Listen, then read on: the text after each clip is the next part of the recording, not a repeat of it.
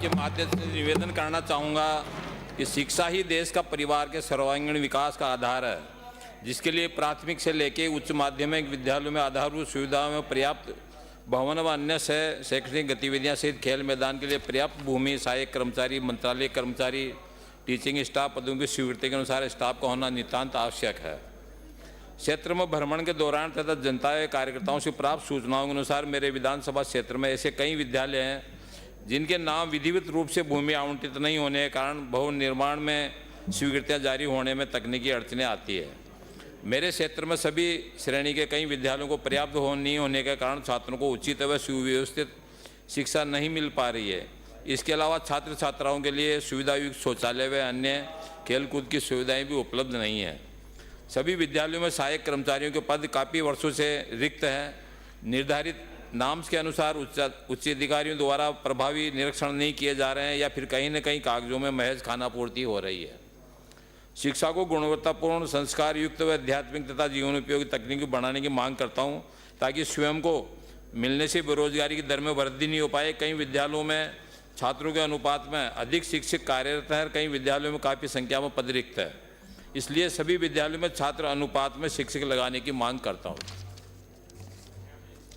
सभापति महोदय, विगत सरकार की उदासीनता के कारण 5 सालों में शिक्षा विभाग में राजकीय विद्यालयों में भवनों की ऐसी दुर्दशा हुई कि इस बार बारिश में 70% से अधिक विद्यालय ऐसे थे जिनमें बच्चों को बैठने तक की समस्या उत्पन्न हो रही थी। विगत सरकार ने भवनों की मरम्मत के नाम पर केवल खानापूर्ति का काम किया।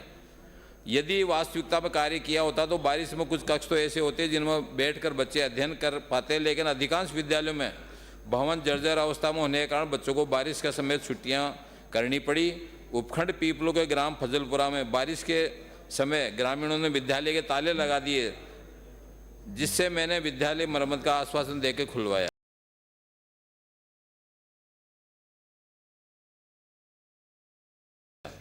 माननीय सभापति महोदय, सदन को अवगत कराते हुए प्रसन्नता हो रही है कि उन जर्जर विद्यालयों की भवनों की मरम्मत के लिए मैंने विधायक निधि से 1,76,50,000 रुपये स्वीकृत कर विद्यालयों की मरम्मत का कार्य प्रारंभ करवा दिया है।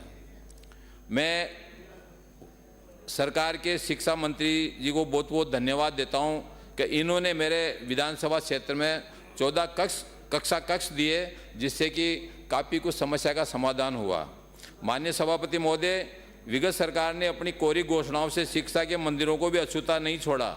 इन्होंने अंग्रेजी माध्यम को शिक्षा देने के नाम पे महात्मा गांधी राजकीय विद्यालय खोलने का खूब ढिंढोरा पीटा, जबकि वास्तविकता में एक भी नवीन महात्मा गांधी राजकीय विद्यालय नहीं खोला, बल्कि पूर्व में संचालित विद्यालयों के नाम परिवर्तित कर महात्मा गांधी राजकीय विद्यालय कर दिए।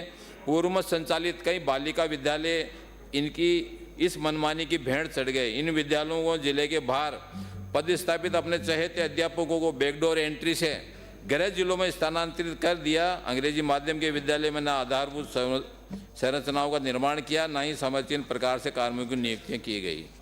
माननीय सभापति महोदय, मैं आपके माध्यम से सरकार से आग्रह करूंगा कि जिन विद्यालयों को जबरन अंग्रेजी माध्यम विद्यालय बनाया गया, उन विद्यालयों को पुनः पूर्व स्वरूप में करने की कृपा करावे। जहां पूर्व में प्रत्यक्ष बालिका विद्यालय संचालित है, उन्हें पुनः बालिका विद्यालयों के रूप में संचालित करवाने की कृपा करावें। माननीय सभापति महोदय, विगत सरकार की शिक्षा के प्रति उदासीनता के कारण राजकीय विद्यालयों में बच्चों को बैठने के लिए पर्याप्त दरियां, फर्नीचर व कक्ष की व्यवस्था नहीं थी। मैं आपके माध्यम से माननीय मुख्यमंत्री महोदय व शिक्षा मंत्री जी का धन्यवाद ज्ञापित करना चाहूँगा कि आपने सरकार बनने के साथ ही विद्यालयों में कक्ष का निर्माण करने के लिए 3-3 करोड़ की राशि का आवंटन किया और बिना भेदभाव के प्रत्येक विधानसभा में ये कार्य किया। माननीय सभापति महोदय, मुझे सदन में ये बताते हुए हर्ष की अनुभूति हो रही है कि इन विद्यालयों में 1,72,00,000 रुपए की राशि अपने विधायक निधि से स्वीकृत कर बच्चों को बैठने हेतु दरियों की व्यवस्था करवाई।